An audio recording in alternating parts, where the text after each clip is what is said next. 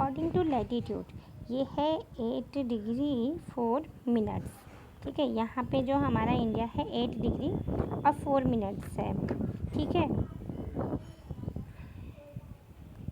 और यहाँ पे जो है हमारा वो है 37 डिग्री एंड 6 मिनट।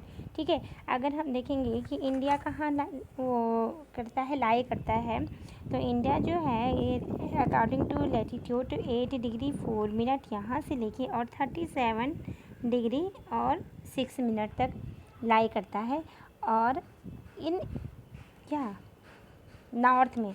ठीक है, नॉर्थ में हेमिस्फीयर में हमने देखा था कि जैसे ये ग्लोब है, यहाँ पे हमने देखा था कि नॉर्दर्न जो हेमिस्फीयर में इसमें है, तो इसलिए हम कह रहे हैं कि 8 डिग्री 4 मिनट से 37 डिग्री 6 मिनट नॉर्थ में है। और फिर हम देखते हैं कि इधर जो हम था 0 डिग्री से इधर ईस्ट था ना, तो ईस्ट में कहाँ है 68 डिग्री 7 मिनट से 97 डिग्री 25 मिनट तक है। ठीक है, ये लॉन्गिट्यूडली ये डायरेक्शन है इसका ईस्ट, ये हमेशा ध्यान रखिएगा, क्योंकि अब आप 9th क्लास में हैं और 9th क्लास में आप ऊपर नीचे फिर कि हेमिस्फीयर में ऊपर के पार्ट में है, थोड़ा राइट के पार्ट में, ऐसा नहीं कर सकते आप। आपको एग्जैक्ट पोजीशन पता होना चाहिए और पोजीशनिंग आपको एकदम राइट कैलकुलेट आनी चाहिए कि हाँ कि 8 डिग्री 4 मिनट से 37 डिग्री 6 मिनट नॉर्थ में और 68 डिग्री 7 मिनट से 97 डिग्री 25 मिनट का लॉन्गिट्यूडनल ईस्ट डायरेक्शन इस इंडिया का है, जहाँ इंडिया लाई करता है। ठीक है, और उसके बाद आप देखेंगे कि यहाँ पे एक लाइन जो है जा रही है,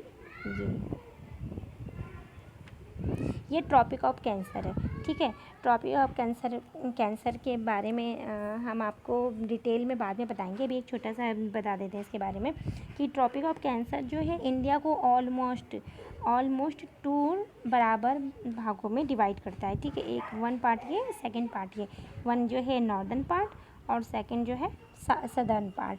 ठीक है, अब जो ट्रॉपिक ऑफ कैंसर है ये 1 नंबर का क्वेश्चन अक्सर पूछ ले जाता है। ये जो क्वेश्चन है आपका 9th क्लास से लेकर के और आप 12th के बाद जो भी कंपटीशन एग्ज़ाम में बैठेंगे, हर एग्ज़ाम में ये क्वेश्चन ज़रूर पूछा जाता है। ये मोस्ट इम्पॉर्टेंट क्वेश्चन है, वो याद रखिएगा। क्वेश्चन है कि from where the tropic of cancer passing through.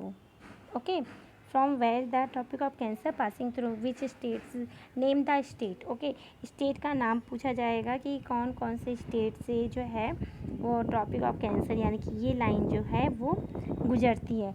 तो इसमें आपका कुछ भाग जो है गुजरात का आ जाता है, कुछ भाग यहाँ पे राजस्थान का आ जाता है, यहाँ पे फिर एमपी आ जाता है, कुछ भाग एमपी यानी कि मध्य प्रदेश। इसके बाद यहाँ पे आपका थोड़ा सा छत्तीसगढ़ से गुजरती है, फिर झारखंड आ जाता है, फिर यहाँ पे ये वेस्ट बंगाल का पार्ट है वो आ जाता है, और उसके बाद यहाँ पे आ जाता है त्रिपुरा और ये है मिज़ोरम। ठीक है, तो इस तरह से कह सकते हैं कि 8 स्टेट्स हैं जहाँ से ट्रॉपिक ऑफ कैंसर गुजरती है। और नाम फिर से बता देते हैं, गुजरात और राजस्थान, मध्य प्रदेश, छत्तीसगढ़, झारखंड, वेस्ट बंगाल यानी कि पश्चिम बंगाल, त्रिपुरा एंड मिज़ोरम। ठीक है, ये आप याद रखिएगा, ये क्वेश्चन ज़रूर आता है, बहुत इंपॉर्टेंट क्वेश्चन है। ठीक है, अब जो है एक और बात है यहाँ पे कि अगर पूछा जाए कि हमारे जो आइलैंड्स ग्रुप्स हैं, हमारे जो इंडिया है, इंडिया हमारा इतना तो है नहीं, केवल इतने तो इंडिया नहीं है, हमारे इंडिया में आइलैंड ग्रुप भी तो हैं, जैसे कि ये और ये। तो ये जो है लक्षद्वीप है वो देखिए, ये आपका ईस्ट वाला पार्ट है, ये आपका वेस्ट वाला पार्ट है। ठीक है, और तो लक्षद्वीप जो है वो वेस्ट में है, आपके लाई करता है अरेबियन सी में। कहाँ लाई करता है? अरेबियन सी में। और जो अंडमान निकोबार जो है ये आइलैंड जो लाई करता है बे ऑफ बंगाल में, याद रखिएगा आप। और इसके बाद एक क्वेश्चन और आता है कि इंडियन यूनियन जो है, ठीक है, इंडियन यूनियन मीन्स ये इंडिया का पार्ट और प्लस ये लक्षद्वीप और निकोबार, अंडमान निकोबार जो द्वीप समूह है, आइलैंड जो है, ये सब भी इंडिया का पार्ट है। तो इंडियन यूनियन में जो सदर्न मोस्ट पार्ट है, लैंड पार्ट है, वो क्या है, कौन सा है। ठीक है, तो इंडियन यूनियन में सदर्न मोस्ट जो लैंड पार्ट है, इंडियन यूनियन में ये सब भी आ गया, तो यहाँ पे एक है इंदिरा पॉइंट।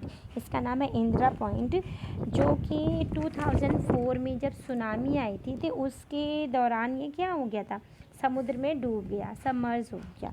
तो याद रखिएगा, अगर इंडियन यूनियन की बात हो तो इंडियन यूनियन में इंदिरा पॉइंट जो है वो अंडमान निकोबार का एक आइलैंड है। तो वो जो है वो था जो कि 2004 में सुनामी में डूब गया। और अगर कहा जाए कि इंडियन मेनलैंड, अब ये जो है ये इंडियन मेनलैंड है, ठीक है। अब यूनियन की बात नहीं हो रही है, यूनियन में अंडमान निकोबार लक्षद्वीप भी आ जाएगा, लेकिन इंडियन मेनलैंड की बात आ रही। तो इंडियन मेनलैंड जो है इसका जो सदर्न मोस्ट पार्ट है तो वो है आपका यहाँ पे, ये आ जाएगा कन्याकुमारी। ठीक है, तो आप यहाँ पे कंफ्यूज मत होइएगा। तो जब इंडियन यूनियन की बात हो तो इंदिरा पॉइंट, और अगर इंडियन मेनलैंड में सदर्न मोस्ट पार्ट की बात हो, लैंड पार्ट की, तो हो जाएगा कन्याकुमारी। ठीक है, इसके बाद हम देखते हैं कि टोटल एरिया कितना है इंडिया के पास। ठीक है, इंडिया के पास टोटल लैंड एरिया, यहाँ पे लैंड एरिया की बात हो रही है, तो ये जो लैंड एरिया है ये वाला जो आपका यहाँ से यहाँ तक आ रहा है। ठीक है, तो ये जो पार्ट है ये है 3.28 million square kilometre. 3.28 million square kilometre जो है लैंड एरिया है, और जो है कोस्टल एरिया। ठीक है, जो कोस्टल एरिया यानी कि जो हमारा क्या है, सी वाला पार्ट है, समुद्र से जो लगा हुआ रहता है वो ये, और प्लस ये जो आइलैंड है इनके भी पार्ट, ये सारा मिला करके है आपका 7516.6 किलोमीटर। याद रखिएगा 7516.6 किलोमीटर। ठीक है, और जो लैंड बॉर्डर है ये आपका है 15,200 किलोमीटर। ये याद रखिएगा, हम इसको भूलिएगा नहीं। और अब ये है कि इंडिया जो है हमारा पूरे वर्ल्ड में जो ज्योग्राफिकल एरिया है कितना शेयर करता है, मीन्स इंडिया के पास कितना लैंड है। ओके, तो इंडिया के पास है 2.4%। टोटल वर्ल्ड में जितना भी लैंड है उसका 2.4% इंडिया के पास है। और इंडिया जो है वो 7th लार्जेस्ट कंट्री है। ठीक है, नंबर 1 पे है आपका रसिया। ठीक है, नंबर 1 पे आपका रसिया है, फिर कनाडा है, यूएसए, उसके बाद फिर चाइना आपका आ जाता है, ब्राज़ील आ जाता है अफ्रीका का, ऑस्ट्रेलिया है, उसके बाद आता है इंडिया। ओके, तो इंडिया जो है 7th लार्जेस्ट कंट्री है, 7वें नंबर पे है। तो ये जो कंट्री, ये भी एक क्वेश्चन बनता है आपका। इस क्वेश्चन में आपको ये आता है कि इंडिया जो है 7th लार्जेस्ट कंट्री, उसके पहले जो है 6 कौन कौन सी कंट्री है, लाइन से लिखिए। तो इसका एक आप ट्रिक याद कर लीजिए, RCUCBAI। ठीक है, तो रकुकबाई याद कर लीजिएगा, रकुकबाई, यानी कि RCU, R for Russia, C for Canada, U for USA, C for China, B for Brazil, A for Australia और I फॉर इंडिया। ये याद रखिएगा, रकुकबाई। इस ट्रिक है छोटी सी, जो 7 मतलब जो कंट्रीज़ हैं उनको याद करने का। ठीक है, अब हमारे इंडिया में क्या क्या चीज़ें हैं, हमारे इंडिया में इधर आपके माउंटेन्स हैं ढेर सारे। ठीक है, और ये माउंटेन यहाँ तक है। फिर प्लेट्यू जो है साउथ में जो कोस्टल किनारे जो एरिया है, प्लेट्यू है। लॉन्गिट्यूडनल एक्सटेंट है, लॉन्गिट्यूडनल मतलब बताया था कि जो लंबी लंबी लाइनें हैं, ये दिख रही ना आपको इमेजिनरी लाइनें, ये क्या लॉन्गिट्यूड्स है। और जो है ये हमारी कंट्री को क्या करते हैं, इन्फ्लुएंस होते हैं हमारी कंट्री को, बहुत सारे फ़ायदा इससे मिलता है। क्या फ़ायदा, आप देखिए कि इंडिया जो है हमारा, अब ये देखिए ये है एक पेनिनसुला है। पेनिनसुला क्या होता है, तो पेनिनसुला वो होता है वो लैंड जो कि क्या होता है, जिसका 3 पार्ट पानी से घिरा रहता है। ओके, ये एक पार्ट इधर, इधर और नीचे।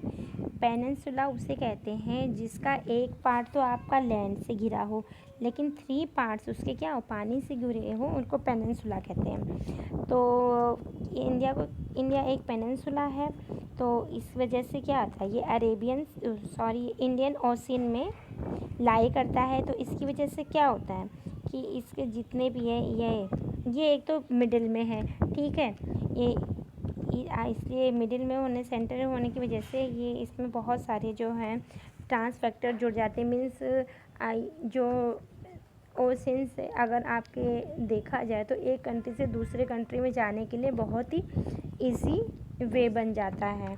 मीन्स तो फिर इसमें कोई प्रॉब्लम नहीं क्रिएट होती है। मीन्स ओशन में लाई करने की वजह से इसको क्या हर जगह से अगर देखा जाए कि व्यापारी संबंध बनाने में अगर देखा जाए तो हर सेंटर में होने की वजह से आपका इधर वेस्ट से भी आसानी से इंडिया में आ करके हो सकता है, सारे ट्रांस हो सकते हैं, या फिर ईस्ट में जाए इधर भी सारे हो सकते हैं। तो इसलिए इंडिया के जो है सेंटर में होने की वजह से बहुत ज़्यादा इम्पोर्टेंस बढ़ जाती है, ठीक है। एक चीज़ और यहाँ पे आपको बताना था कि जैसे बताया था कि इंडिया जो है आपका 8 डिग्री 4 मिनट नॉर्थ से यहाँ पे आपका आता है 37 डिग्री 6 मिनट नॉर्दर्न जो है लैटीट्यूड था ना। तो फिर ये बताया कि जब भी हम 1 डिग्री, जैसे एक हमारा इधर है दूसरा डिग्री है, तो इन दोनों के बीच में अगर हमें सफ़र करना हो तो विद इन 1 डिग्री जो है हम कह सकते हैं 1 डिग्री इक्वल टू 110 किलोमीटर के बराबर है ये, ठीक है ना। तो ये याद रखिएगा, 1 डिग्री जो है 110 किलोमीटर के बराबर है। आई होप स्टूडेंट्स आपको इतनी बातें समझ में आ गई होंगी। अगर नहीं समझ में आ गई तो वीडियो दोबारा देखिएगा। आज के लिए इतना ही। Thank you.